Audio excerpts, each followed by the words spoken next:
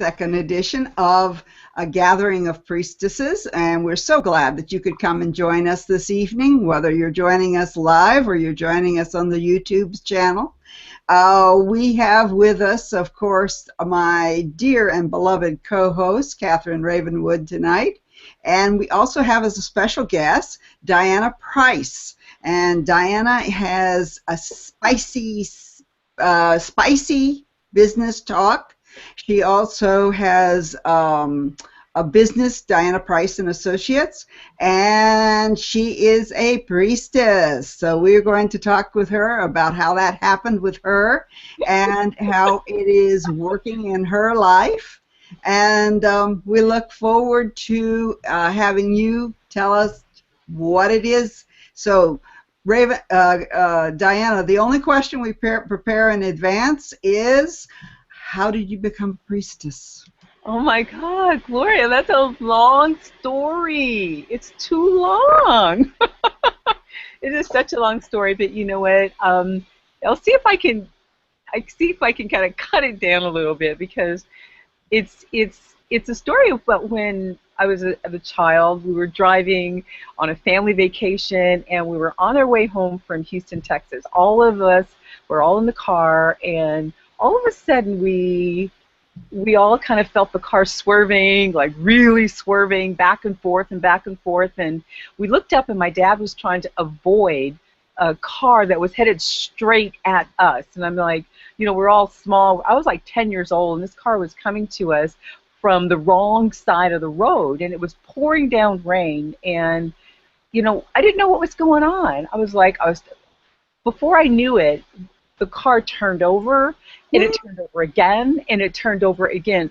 3 times the car turned over, and we ended up on the opposite side of the highway in a ditch.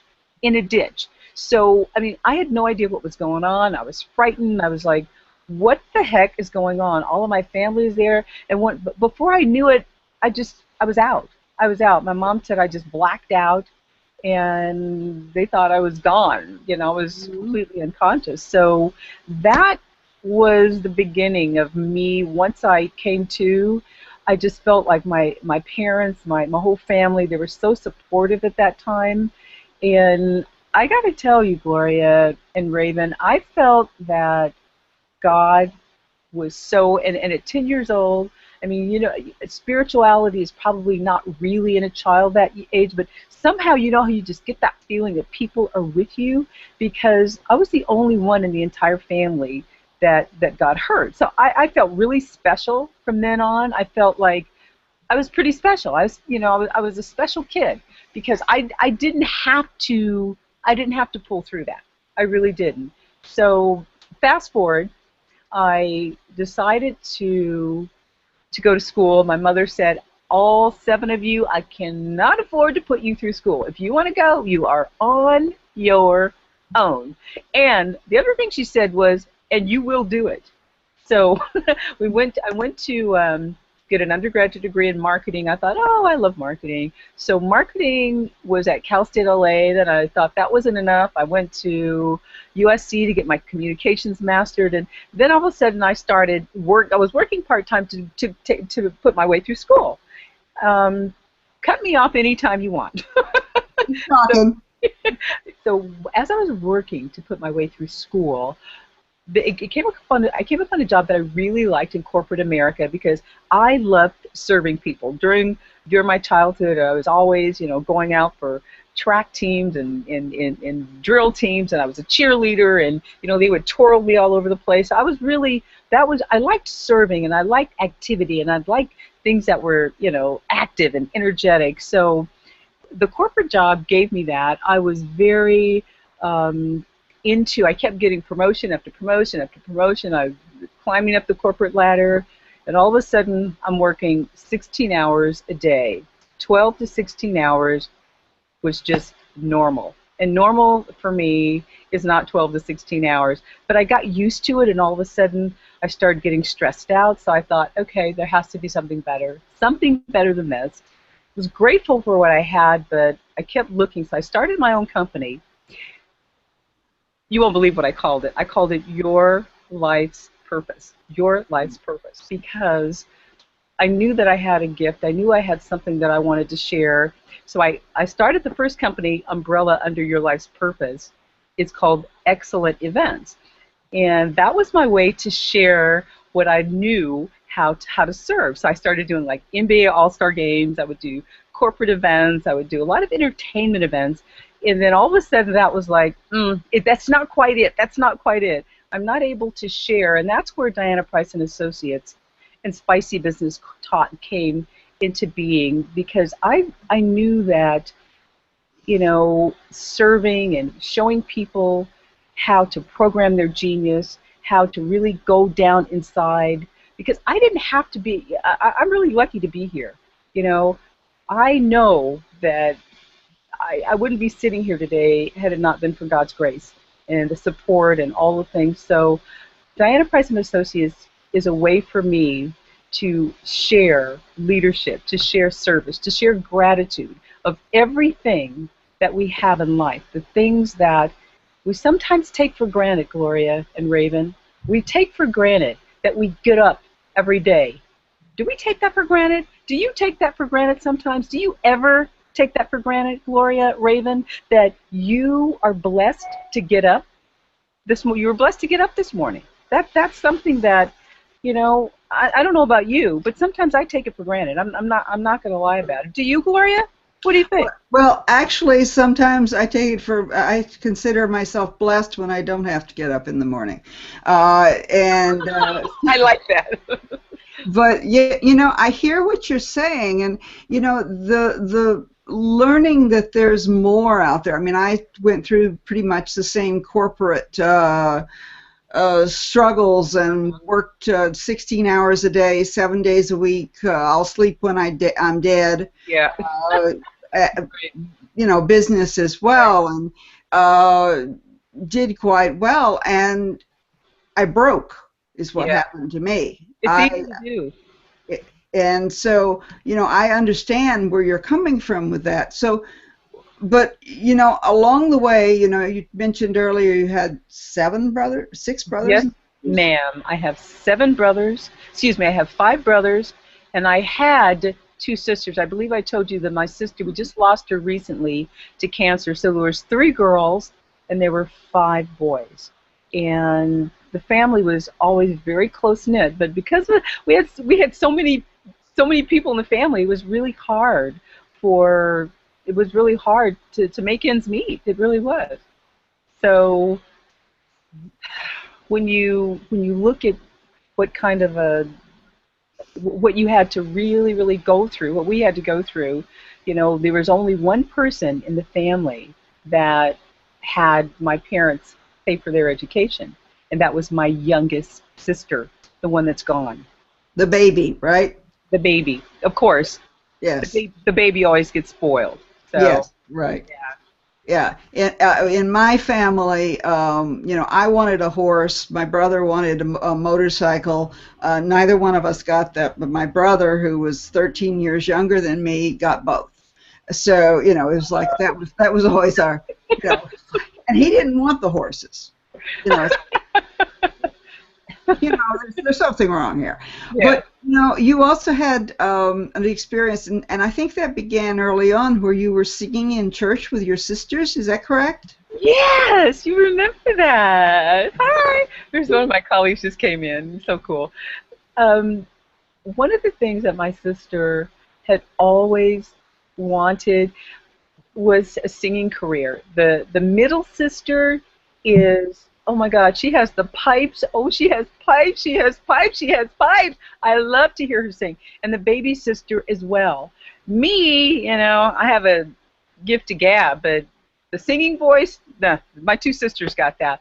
But they did start a singing group, and when I would watch them practice, I would just beg them. I said, can I please, just be in the background with you guys? Just let me be in. So they allowed me to sing in their group, and they trained my voice a little bit, so I was able to, know how to hold my stomach in and try to get more breath when you're singing. So we had, oh my God, we did several concerts together. We did a couple of different church events, and we were called to sing at different places. So that was just fun being with the girls. My sisters are my girls. They're just awesome. And then we invited my brother. I had 5 brothers, so I invited one of my brothers to come in. We invited one of him. We go, okay, now are you gonna join us, or are you not gonna join us? So he came in, and so we called ourselves Pieces of Eight. I told you there was 8 of us all together, so that was Pieces of Eight. We called ourselves Pieces of Eight, and my brother was the bass and the guy that he has a great voice. So that was fun. Those are the kind of things that, when I look back, we're not doing anymore because we lost my sister, but that's something we want to cherish her memory. We have a lot of videos and good memories from that. Thank you for asking about that, Gloria. That was great. That was good times. Those are good times. Well, what I noticed Even when though I I was told you that. I forgot I told you that. oh well, don't I realize that anything you tell me, I will not forget. Raven can tell you about that. But I know whenever I was looking for photos for you, Uh-huh. and I wanted a good background photo, and I found one where it was at an event that you were singing at. It wasn't of you; it was of the choir, Oh, and really? we actually used that as the background event Are of you for kidding? the I didn't even know that. yeah. So, but there was a number of photos of you and your sisters and your mother Yeah. that were on the internet. Uh-huh. So I thought you were famous, frankly. You know. Oh, no, no, no, no, no, no, no, no.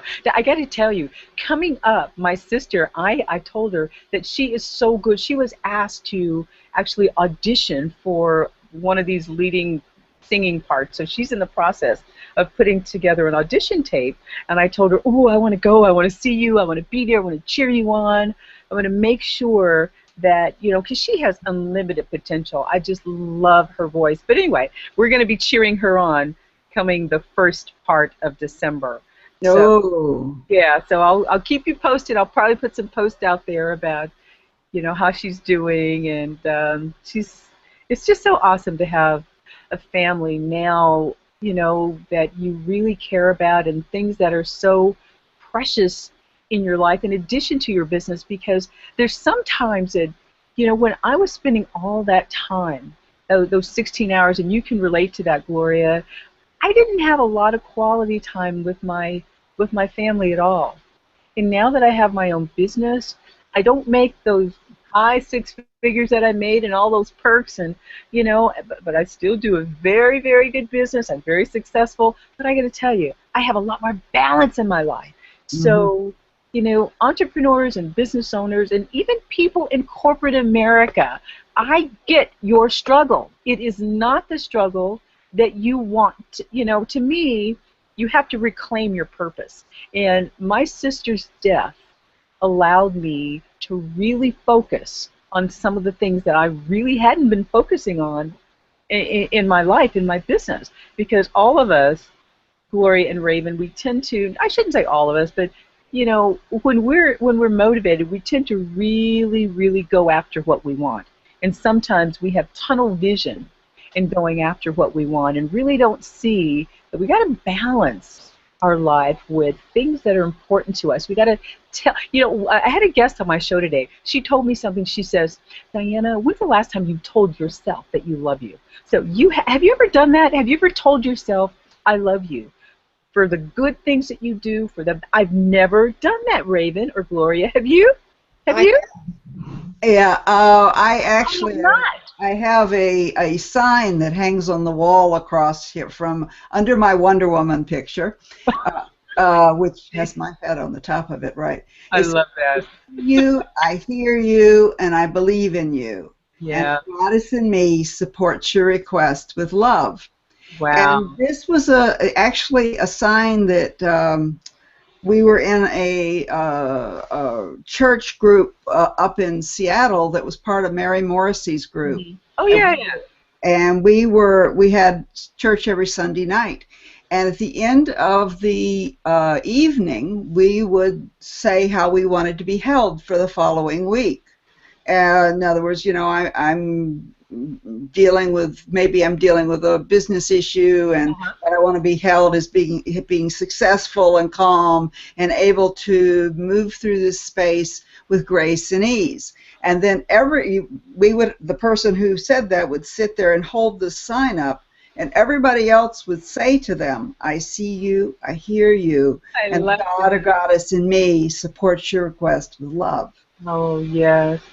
Isn't that important to have that support around you? Oh, I really miss it. I got to say, I love being on these shows. I love having all my priestess girlfriends all over the world.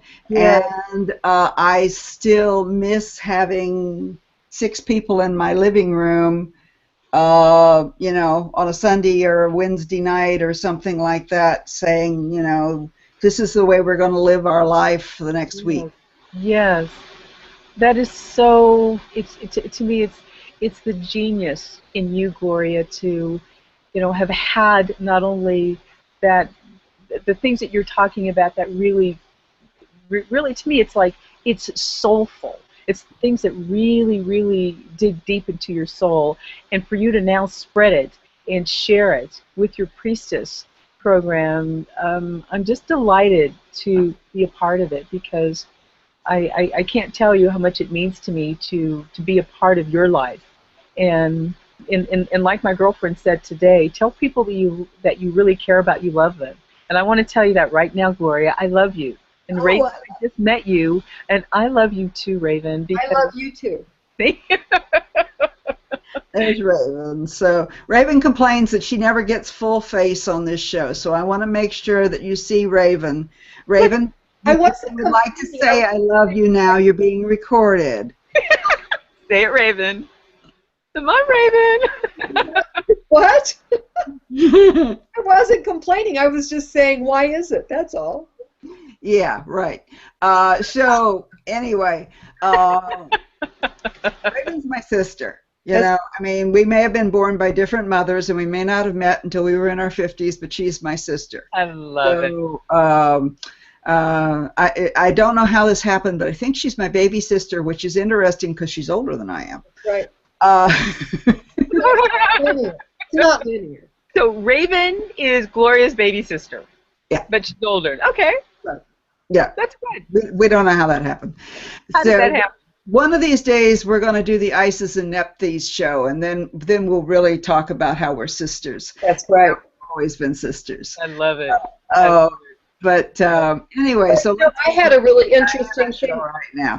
I was thinking about you, Diana, and Diana is the goddess of the hunt in the Roman pantheon. She's the Artemis figure in the Greek pantheon.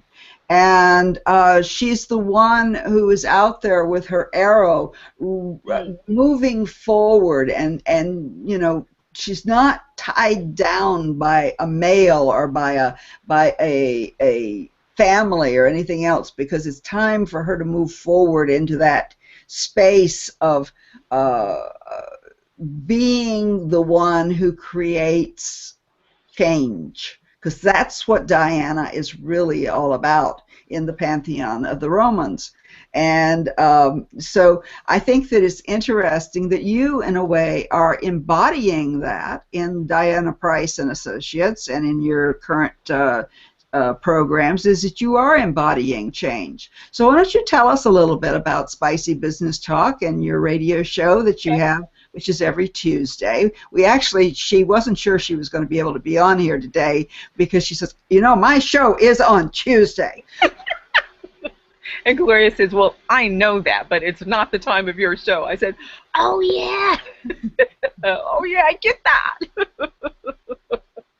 So, well, thank you, Gloria, for that, because when you were describing, the Artemis and Diana, so it's some of that I can relate to, because the Spicy Business Talk, the Diana Price and Associates, what I call it is the law of sizzle. And I think you know about my law of sizzle, Gloria. I told you about that. And the law of sizzle to me is a self-leadership program. It's the kind of program where you have to self-motivate first, you have to help, you have to serve, but you have to take life-changing action. So what you were saying about being a force and not letting anybody or anything get in your way, I don't want to think that I will walk over people because I prefer to serve and to be a servant. So that being a force, I have to come to grips with that part of the of the, of the description. But it really is, to me, the law of sizzle. It's and to self lead is your ability to lead. It determines who you are. It determines what you do, and it's your ability and my ability, I think, to inspire others to be great. I'm getting all these messages. That's why I keep looking. Oh my God. You know, that's the thing about being on a laptop. Every time you turn around, there's another message.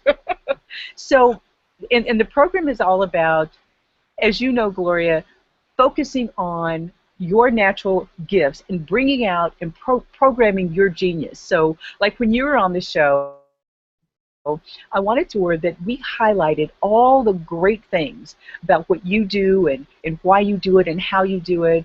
And you know, my sizzle, my law of sizzle program really helps you get extraordinary results by being a servant. And if you can't be a servant. If you can't be a servant, why are you in this world? Why are you here? If you can't be grateful, you know, you have to first understand what the higher challenges, what your comfort zone is, because it's so hard to get out of that comfort zone and attract the things in your life and reach up and say, I'm grabbing this, I choose this, I don't want that, I eject this, I reset. It's all about programming your thoughts, and it's all about really going down and serving authentically. So that's a lot of what I do. I could go on and on and on, but the whole basis is leadership, it's serving, and it's really providing those exceptional results by being a servant. And if you're a servant, first, the results will come. Well, the way that I define a priestess is that a priestess is a woman who serves the divine. Oh, good. That I don't care how you define the divine. But I believe that without our hands, divine cannot make manifest here on earth. Without our minds, without our voices, without our eyes, without our being, they cannot be here. They cannot do the work that they have come here to do. And I believe truly that we are blessed by the fact that whether they are a god, a goddess, Yahweh, Jehovah, Artemis, Diana, I don't care. You know, I had a teacher a long time ago who said, God doesn't care what you call her. Yeah. So, I like that. What you call her. She doesn't care what you call her. She doesn't care. You can call her anything you want to. And there you go. The idea is that without us to make manifest here on earth, they have no existence. Yes. In the Egyptian pantheon, whenever it began, the idea was that well, it was either Ptah or Ra, and they were lonely. And they invented humans because they were lonely, and they couldn't do the work here on earth without the humans. And it was by speaking, in the case of Ptah, speaking into existence that human, that he was made manifest. And so, you know, it's like in Genesis, and first there was the Word, and the Word became law, and it made manifest and became humans. So it's all the same story, whether or not you're coming from the Buddhist translation of it, or whether you're coming from the Christian or Muslim or whatever. Without humans, God cannot do the work they came here to do. Absolutely. And so I believe that we are here as servants of the. It doesn't mean we are servants of man. That's that right. We are required to serve the needs of man, but that we are servants of the divine, and that what we do and what we can create here is so much greater than most of us ever achieve or ever try to achieve. Right. Only we are willing to surrender to that God within, that goddess within, and allow it to manifest through us. So, excuse me for the little lecture, but I know that you haven't been part of my program, and Right. I want everybody to know that this is where I come from. And it's a very, as you can tell, I really believe this, Yeah. and it's where my magazine comes from. It's where this program comes from. I believe that we have to be God here on earth. We have to make those things happen. And for us to opt out and say, oh, I didn't do it, God made me a victim and therefore I can't do this, that is bullshit. Correct. You not accepting your responsibilities. So that's where I come from. So whenever you say coming from the position of being a servant, it's like, okay, yes, I understand that. It's being the servant who brings things into people's lives that they can rise up to a Yeah. new level. Absolutely. And Gloria, it's such a really amazing speech you just gave, and it was awesome. And the one thing I want to just pinpoint on there is it's being a servant is making a difference. It's making a difference in your life. It's making a difference in someone else's life that's really either close to you or important to you, or someone that you really just want to. All of us in business, it's not about the sales transaction. It's about the interaction that we have. It's not about the transaction. It's about the interaction. So serving is about making a difference in someone's life. It's about making someone better, and yourself too, making someone better, and choosing to do that. Because if you don't choose to do that, if you say, or if you kind of force that on someone, it doesn't work. But when you make a difference, and when you know you're making a difference, you feel it genuinely. There's so many executives, there's so many entrepreneurs that I hear that says, oh, it's about, I help people, and I listen to that rhetoric all the time. And helping people is not, trying to get the next best thing that you can down their throat. Mm-hmm. And I hear it with so many of the gurus. Oh, well, we just want to help. We want to be of service, and I can tell the rhetoric, because when it comes from deep down, you know it, and when it doesn't come from deep down, run. I run real fast. Mm-hmm. It doesn't work for me. So when I say that I'm a servant, I mean, I have a program that I created when I first started my company, Diana Price and Associates. Part of the umbrella company was, and still is customer service experts, because I knew that being that servant was a part of me. And so I have a whole program that spelled service, that every word, every letter in the word service is a different workshop. We won't talk about that today, but that's how deep I feel about service. And the first S means set the tone. And setting the tone for everything we do is the most important thing that you can do when you start serving. So anyway, I'm sorry about I went on and on and on, but as you can see, service is so passionate to me, and it's the thing that gets me going. It's why I love to smile. It's why I want to teach what sizzle is, because sizzle is helping someone else make a difference in their lives and in your life too. So I'm sorry I got off on a tangent when we start talking about service, because honey, this whole show is tangents. Don't worry about it.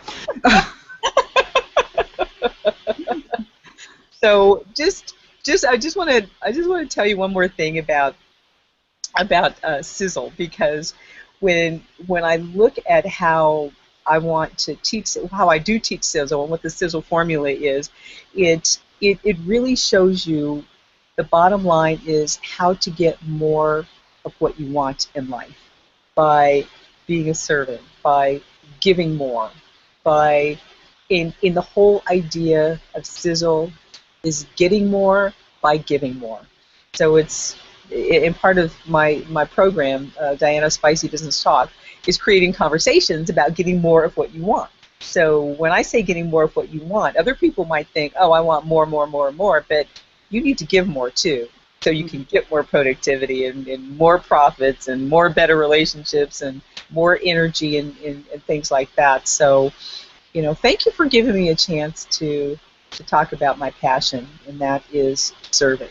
Thank you for that. Well, I believe in it as well, and I also believe that part of it is that um, in some ways, some portions of our business world have lost that vision.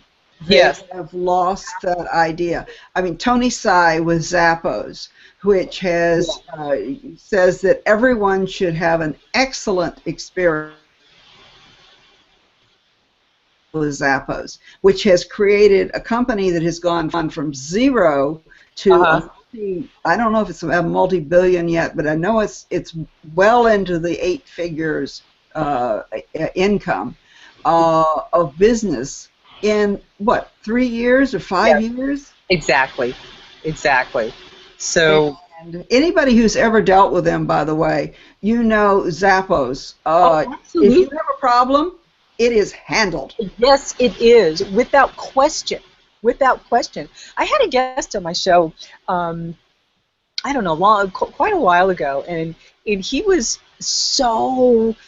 His name is Michael, and Michael is a great salesperson. He grew up in sales. He was he's also a broadcaster. He was in television. He was an anchor for a station. I don't remember which one, but Michael came on the show one day and he told me, he says, you know what? I've been in retail for so long, and he told me about some retail experience that cracked me up. I ended up calling that show Happy versus Crappy Service. And he would just share so many things about his time on American Airlines when he flew, his time when he was at Saks Fifth Avenue, his times when he would talk about all the stars that would come in, because when he was there, he was just funny. And I got to tell you, when you said something, it just reminded me of Michael and all of those funny stories about service. And he told me one time, he says, Diana, the customer is not always right. Now, I don't care what you say about serving, the customer is not always right. And let me tell you why. And he told me a story that he had me rolling on the floor. But, he's right. The customer is not always right. But they have to know that in your space, when you're serving them, they have to win. I don't care if they're right or not. They have to win. Then you have to let them know that they win, regardless if they're right or wrong. Well, one of the things that I have always worked with my clients is the customer may not always be right, Right, but it's always the customer. right. That's right. And the bottom line is that the customer is the one that pays your salary Right. and makes it so that you get to go to Cabo next week.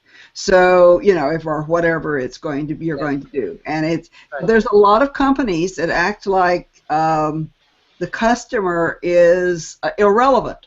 Yes. That we're going to do this and that and make that. But if you don't have a customer, if you don't have somebody buying at the bottom end who's buying that product, and whether it's Boeing airframe or Microsoft selling a software or Apple selling something, if you don't have a customer buying something, nothing's going to move. Until somebody buys something, nothing happens. Absolutely. So if if you consistently see it from the viewpoint of your stockholders, or you see it consistently from the viewpoint of the president, or whatever, they're not the ones that in the final analysis decide whether you live or die. The customer does. That's right. And the customers frequently nowadays not only decide whether you live or die, they announce it on Yelp. Yes. So Yes, they do. And I want to comment on that too, because that's part of what I call the law of sizzle. I mean, you have to really understand your customer, and Today you can't just be boring or bland. You have to be spicy. You have to be sizzle. And I have a whole big definition about how that is, but just to give the audience more about what the law of sizzle is and what your own authentic sizzle is, because it's not about changing who you are. No, it's not about that. But it's about being who you are in such a high and deep level. It's about captivating when you are out there. It's about being appealing. And it's about how you are long lasting in whatever it is that you do. And do you appreciate people? Do you create appreciation? Do you tell people that you appreciate them? Do you tell people that work for you, that, oh my God, I really appreciate what you did? Sizzling is all about bringing out the best in you and in other people as well, because that way you are more influential, okay? How you make people feel is so very important, and that's just part of how I define sizzle. Because if you can't maximize the efforts of someone else, you are missing the game. You're missing the ball game. So my sizzle is all wrapped up in service, as you can see. Every time I describe what sizzle is, you can see that it's all about service, because I was a leader, you were a leader in corporate America. And how many leaders do you know that become hungry for power? They have ego, so they become selfish, and all of a sudden they're not supporting the team anymore. They're supporting their agenda. I have to be politically right. I can't be seen with that group over there or that group over there. They're power hungry and they seek control. And that, I went through that.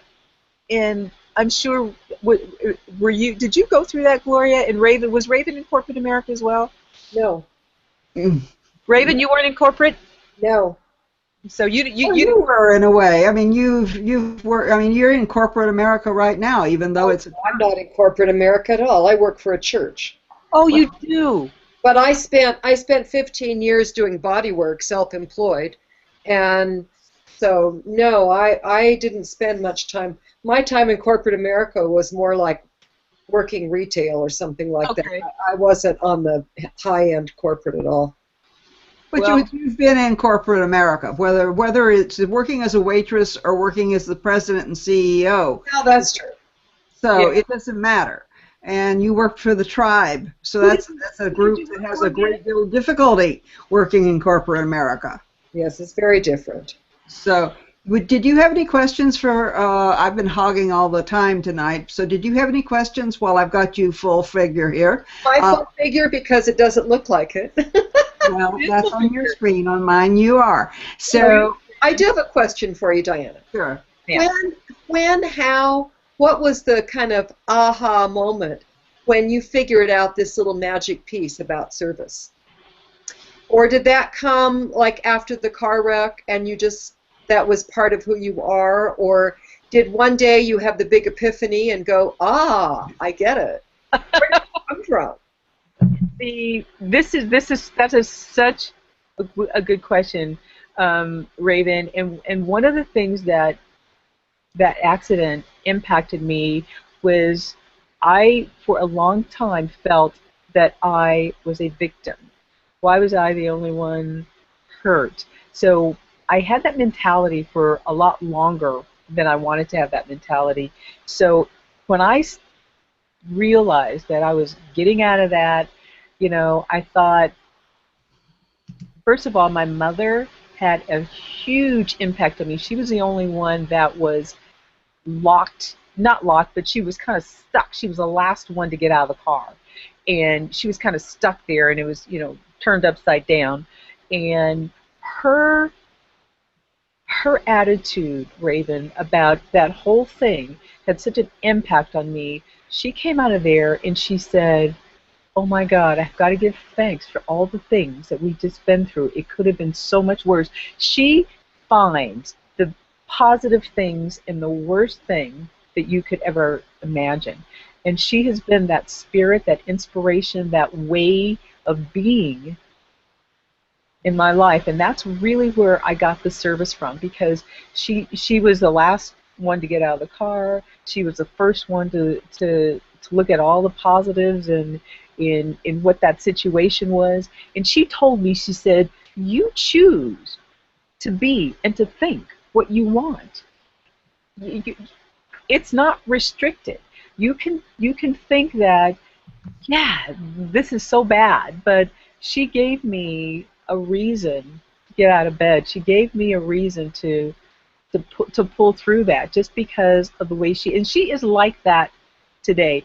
Gloria, you saw a picture of my mom on on my page, and she is just she's an incredible person. So Raven, she gave me the inspiration when I was going through school. I was one of the type of the kids that I would just run off and do whatever I wanted to do, but she would guide me, and the service part was tough for me, because the first couple of promotions that I got in corporate America, a few of the people that we served, they, you know how customers can put you in your place sometimes. Yes, I do. You have to yield to them. Do you get that, Raven? You have to Yes. yield to them, Yes. and that happened to me on one occasion that I will never, ever, ever forget. And that was the time when I had to question Raven, do I really want to do this? Hmm. Is this the best is this the best use of my gifts, my talents? And I'll give you the short part of what it was. I was leading a team of about, I don't know, 27 or 8 people. Member came in, complained about something that one of my employees was doing, and they couldn't deal with it, so they came to get me. I want to talk to the manager. They came to get me. So I went up, and as soon as I walked up and was about to invite the person back to my office, I could see a cold stare. I could see a cold stare up and down from the top of my head to the bottom of my toe. I could see really just checking me out from top to bottom. And I got to the customer, reached out my hand and smiled. Anytime I give somebody a big, nice, warm smile, I always know that you are going to go away much happier than you came here right now. So reached out my hand, and the customer froze. He said to me, he says, I would not let someone like you mop my floors. Wow. And he walked out of the office, Raven. Wow. That is when I had to question whether or not I had. I said, oh my God! So, those are the kind of things that you have to just think about. This guy has a problem. He's the problem and not me. So That- that's one of that's a very bad thing for someone to have to go through about service, right, Gloria? I agree, and I just wanted to pull a picture up here real quick. Oh, And look at that. What's that? there is Diana and her mother and her sisters. Oh my And God! That's me and my mommy and my sisters. Oh, that is so precious. Gloria, thank you. My sister at the very end in the white, that's one we just lost recently. Oh, that is so precious, Gloria. Where did you? Oh, thank you for sharing that. That brings back. See how beautiful my mother is? She's such a yeah, beautiful spirit. She's yes. such a beautiful So I just wanted everybody to see, you're lovely people there, and obviously spirit. you all granted great beauty. So You were too, and so was Raven. You two yeah. beautiful women on here. I'm among some queens here, some priestesses. That's right. We're queens, all right. Yeah.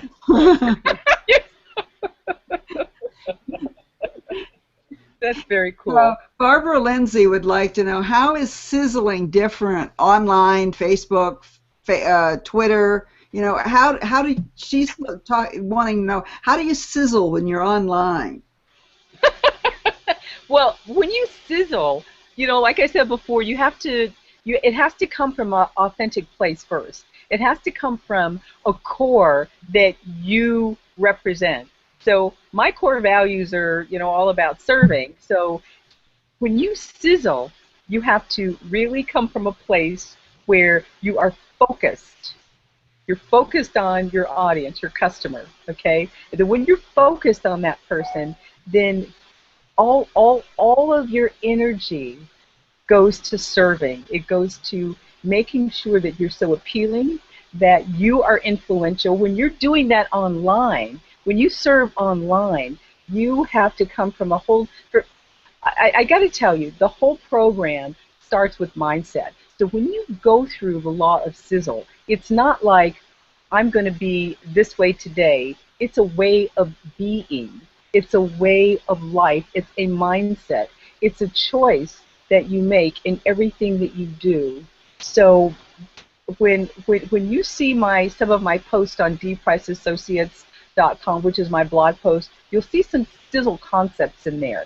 You'll see how you have to be less focused on managing things. You have to be more focused on managing, your environment, your people. And you have to always adapt. You have to be out of your comfort zone. And when you are that way, then when you communicate, when you tell your story, when you blog, when you're online, when you're on Facebook, when you're sharing, you share from authentic perspective. It's the image that you truly are of yourself. So, you know, there's a formula that the first part of the law of sizzle is a whole program, and it really tells you how to form relationships. Online, you have to form relationships in your communication. You Hmm. have to speak to people in a way that you want them to engage with you. You don't just want them to, see what you're selling. Does that make sense, Barbara Lindsay? Because that's only the beginning of it. And just always think about, it's about the interaction, and it's not the transaction. So when you're online, you're interacting. Make sure it's about the interaction. Well, an example of sizzle, where that I'm sure the term would be appropriate, is, for example, I do media training for Uh-huh. people who are going to be on media, on radio, or on TV. And one of the things I tell them, particularly on radio, is that whenever you think you are totally and completely over the top and you can't go any further, go 10% more. There you go. Because showing up on media and presenting and Right. putting the information out there, it's way beyond 100%. It's putting everything you've got, every iota of your energy into Right. that and pushing it out there, and then whenever you've pushed it out there as far as you possibly can, pushing again. Right. Right. That's right. And It's I know that Diana's been doing radio for quite some time, but her radio is also video, so it's correct. a little confusing. Correct. Correct. And I just want to put an exclamation point on what you said about, you're always, out there. So when you're sizzling, you're broadcasting. Everybody's a broadcaster. Everybody's a broadcaster. So when you're out there talking, sizzling, being spicy, you are anything that comes out of your mouth. Be careful and be understanding about what you're saying and how you're saying it, because even though you don't think that you're in media, you are definitely a broadcaster. You're the image of yourself. You're portraying what you say. So, I have an ebook called Risk, Radio Interview Success Code, because a lot of people come on my show and they say, this is the first time I've been on radio, And radio is not the same anymore. I see that I'm on camera. So, people are not sure how to act and what to say. So, just like Gloria said, we trained them. We have to. Gloria and I are partners in so many ways, So we do so many of the same things. That's why I think we love each other so much. But it's so true that you have to teach people how to be great, not good, because good is never going to be good enough. And that's you can probably see how you'll come into sizzle when you'll know when you come into sizzle, but there's some basic concepts that you have to really get in and to be open to creating and to choosing that way, because some people go, oh my God, I'm taking such a risk by opening up.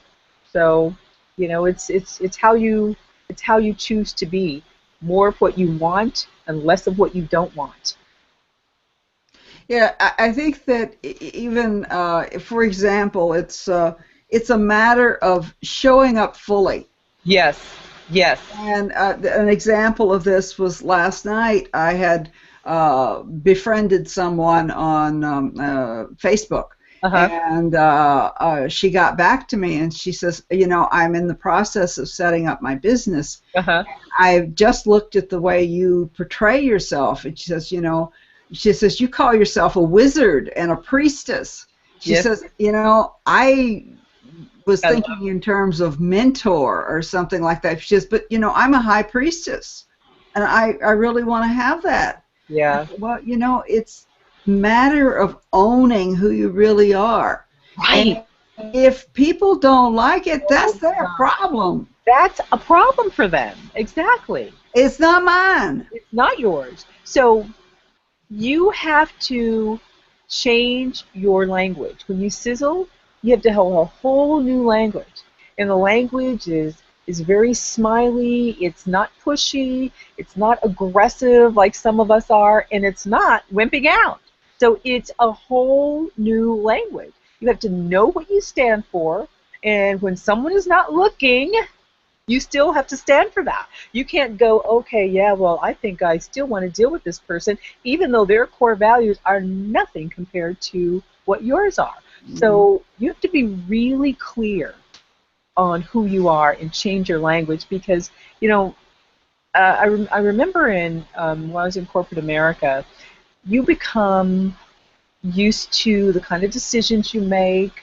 You make the decisions, and because you have experience in that, and you get this result when you make that decision. But when you think about it, at least 40% of the decisions that we make are habits. They're just plain old habits. You do it because you're used to doing it. You've done it that way all the time. So you have to really listen to yourself. You have to listen to your language. You have to listen to, how you're making decisions and what you stand for. That's what I mean by change your language. It's so critical to understand your core. So, if your ladies are listening to this,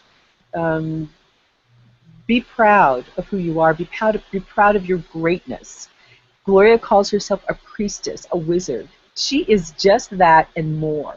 And you be proud of what you are too. And don't be apologetic. Why are you apologetic about who you are? You shouldn't be. You should never be.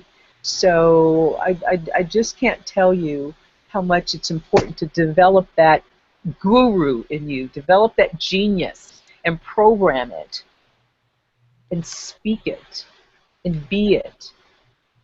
Laura, you were going to say something? I didn't I mean. was going to say one of the things that, dating back to a long, long, long time ago, that I always liked about the word guru. Gee, Guru. you Right? are you. Gee, That's right. you are you. So if you are you, you are a guru. That's right. That's right. I love that. It's you are you. Gee, you are you. And I'm proud of that. And I have to say that I expect high things and big things from people. I don't let them get off the hook.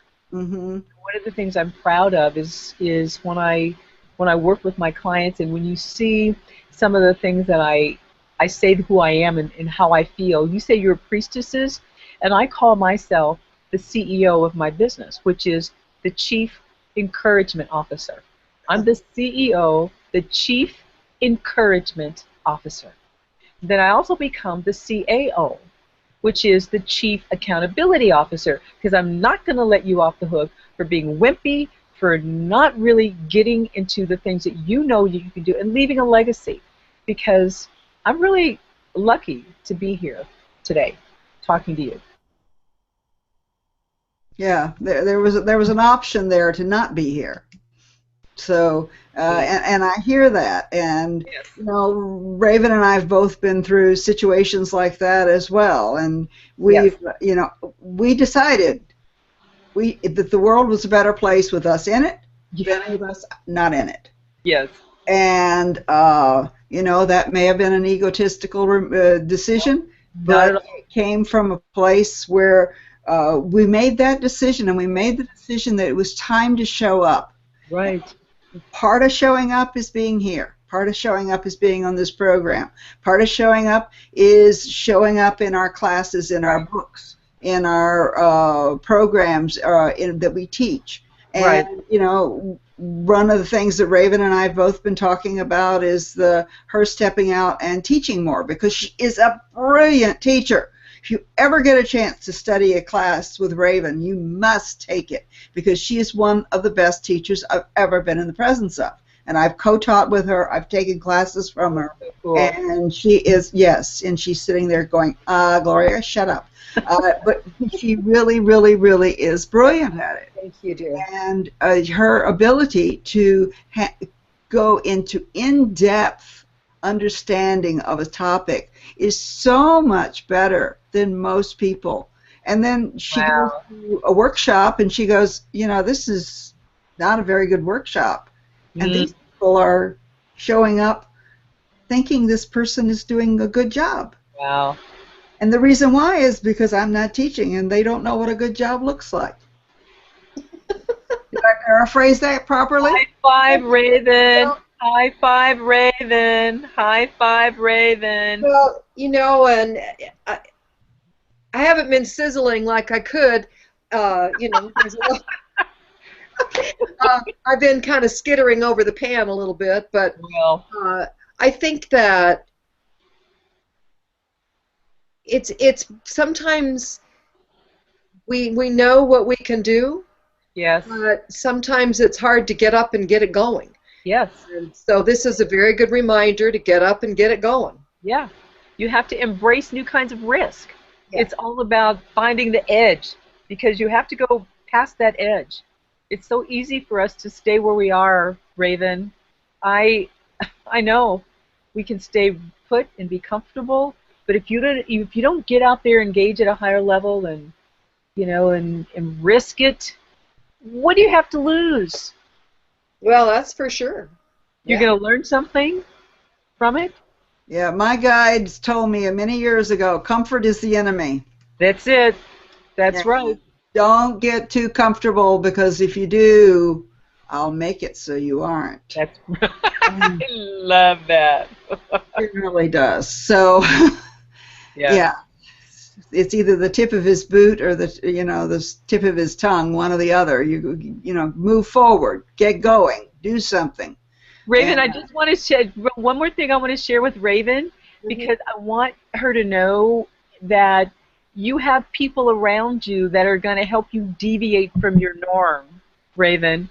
And if you need a little push, I'm here. Thank you. Thank you. Yeah, she'll be the one that gives you the sizzle. Yes. So, Diana, I want to thank you so much for being on the show tonight. And you want to tell us a little bit about what you're doing now and what your next steps are going to be? Oh, absolutely. Well, what I'm doing now is, in addition to my speaking and consulting and my awesome radio show, I'm a forensic expert witness in the field of travel. When I was in corporate America, one of the specialties that I did was travel. So this Thursday night, I will be moderating a panel with several forensic experts in the area of law, and there's a judge going to be there with us. So I'm moderating a panel, and I'm also doing a lot of I'm doing some speaking engagements coming up, but the Forensic Expert Witness Association is in Los Angeles, so anyone that's interested in developing their own craft into forensics, which means that you can be called into court, you can be paid for your testimony, and it's a very, very, very good way to highlight your expertise. Let me know. I'll be happy to tell you more about that. And Gloria, do you want to give them how they can reach me? Yeah, why don't you give how they can reach you? Yeah, you can reach me at Diana at DianaPriceAssociates.com. And you can also email me. Oh, that was my email, wasn't it? Diana at DianaPriceAssociates.com. And my phone number is 866-631-7500. My show is on every Tuesday at 12 noon Pacific time on www.rmconair.com. All right. Well, thank you, Diana. We really appreciate your being on tonight. Thank you, Catherine, for supporting me and always continuing to be my right hand and left hand woman. So we're drawing to a close with another evening of a gathering of priestesses. We want to thank you who are listening and those of you who listen on YouTube in the future. Next week, we are going to have a very interesting woman. Her name is, I have difficulty with her name, I must admit it. Her name is Nikki Faldamayo, and I may have mispronounced that. But she is a tantric priestess. Ooh. She's also, she's quite brilliant at getting people's books written, so she's sort of in the same business I'm in as well. And but her presence and her being is really remarkable, and I want you to see her because she's been through some things that most of us wouldn't want to go through. Wow. And out the other side, stronger and more able to be there. And, I just want you all to know that this show is for you. It's not for me. It's not for Diana. It's not for Raven. It's for you. Right.